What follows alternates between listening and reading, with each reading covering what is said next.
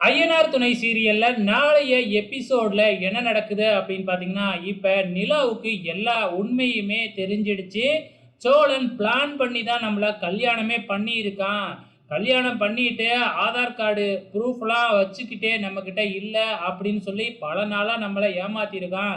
நம்மள முட்டாளாக்கிட்டான் அப்படின்னு பயங்கர கோவத்தோட நம்ம நிலா சென்னைய நோக்கி வந்துகிட்டு இருக்கிறாங்க.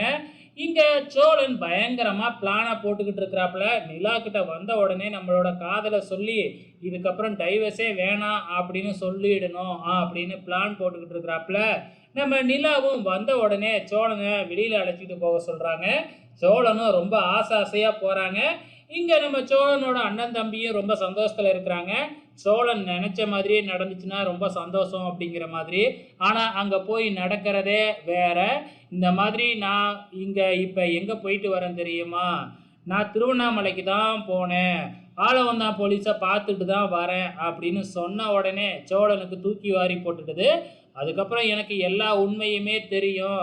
நீ பிளான் பண்ணி தான் இந்த கல்யாணத்தை பண்ணியிருக்க. இந்த கல்யாணத்தை நிரந்தரம் ஆக்கிடலாம்னு மட்டும் நீ கனவு கண்டாத அப்படின்னு சோழனை பயங்கரமா திட்டிட்டு நம்ம நிலா கிளம்புறாங்க. இதுக்கப்புறமும் நிலா இந்த வீட்டில் திருப்பி கண்டினியூவா இருப்பாங்களா? இல்லை வேற ஏதாச்சும் முடிவு எடுப்பாங்களா? அப்படிங்கிறத பொறுத்திருந்து பார்க்கலாம்.